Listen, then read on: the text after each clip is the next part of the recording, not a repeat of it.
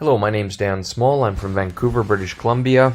I've been a part of setting up a range of social enterprises. I'm a medical anthropologist at the University of British Columbia, and I'm going to talk to you today about East Van Roasters, a chocolate shop for women in recovery from addiction. Now, my work for the past 20 to 30 years really has been in mental health. I work with people who are homeless, in hospice care, with people living with active addictions. One of the projects I helped to create was a supervised injection facility, North America's first. And much of my work has existed within zones of abandonment. This term originates in Brazil with the work of Beale in describing Vita, a place of refuge in Porto Alegre, Brazil. Now, the downtown east side, where I have worked, has been described in a number of negative ways within the wider public as dangerous, mean, falling to pieces, even some journalists discussing, as you can see in this one example, the death penalty for people with addictions. The province's largest newspaper showed this as a cover story on the title page, describing the downtown east side as 4 blocks of hell. These negative characterizations of the neighborhood have extended to the internet, of course, and where I've shown videos online about people living with addictions and their families, people have made these kinds of negative comments talking about killing people with addictions or putting them in a concentration camp, or in this article here, a mayor talking about reactivating a psychiatric hospital for all the people that live in the downtown east side. So this is a picture inside the supervised injection facility of me long ago, and it really illustrates how much of the projects, or much of the initiatives, many of the initiatives I'm describing, exist within a kind of a cultural hotspot, a moral intersection. And social enterprises also occupy this area and are really cultural or narrative interventions, and many of them that I'm talking about have been aimed at creating what I'm calling a zone of acceptance, which of course is in relation to a zone of abandonment, and really the opposite. And many of these initiatives have been about engaging people with active addictions and multiple barriers to the social tenure in community food stores, in East Van Roasters chocolate shop, in various employment initiatives, and also in housing. This is an area I won't talk about much today, except to say that many of the people that live in the downtown east side and where I work live in these SRO hotels. And they're people with tremendous needs, as you can see from the slide, and many have experienced quite dramatic trauma in their lives. I've actually had people interviewed in the downtown east side, and the results were quite startling in terms of their experience of trauma early in their lives.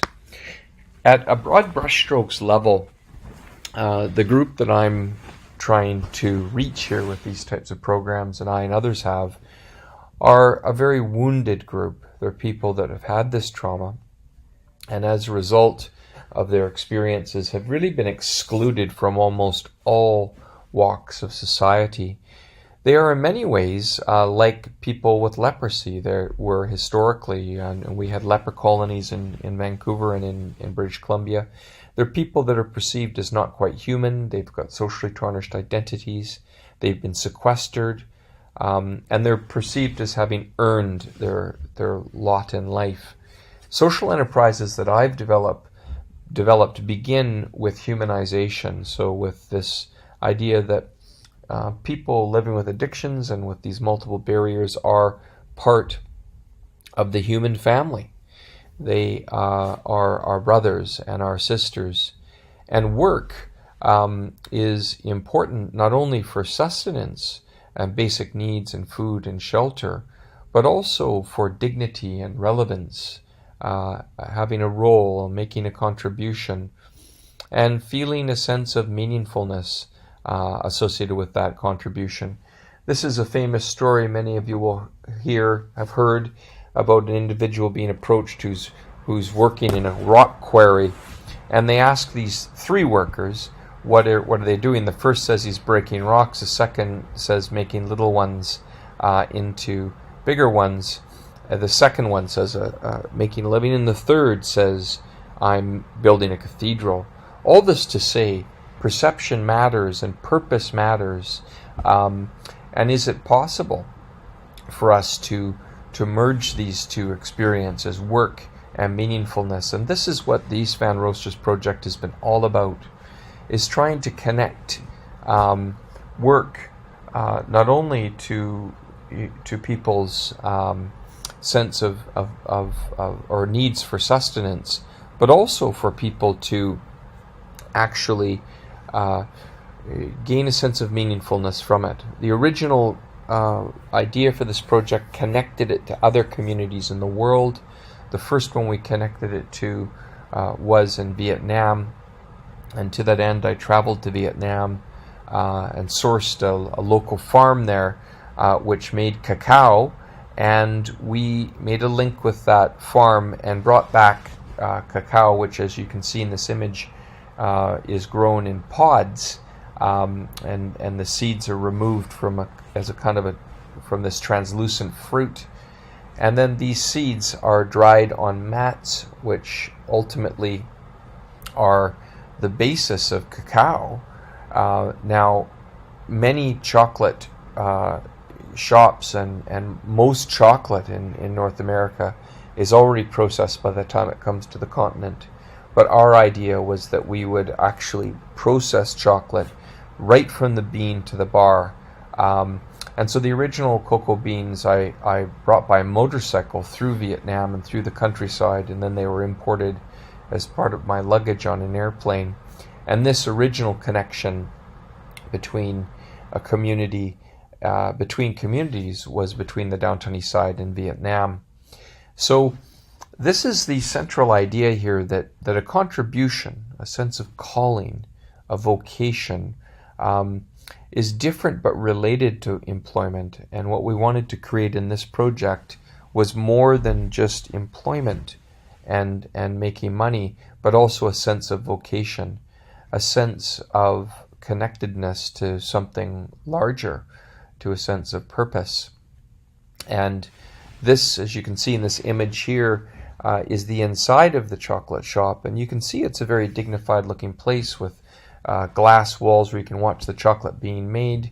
And everything about this initiative was and is of course about work and about creating a good product, but also about developing a sense of dignity and both self-esteem and community esteem for a community that has been under threat.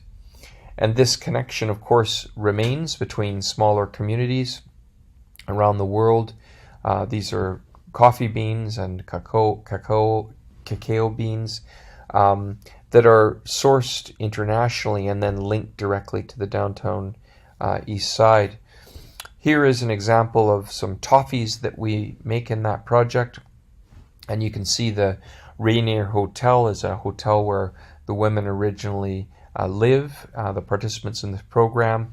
They're people in recovery from addictions, typically, and they transition through this program into the East Van Roosters chocolate shop, where they make world-class chocolate and can become chocolatiers.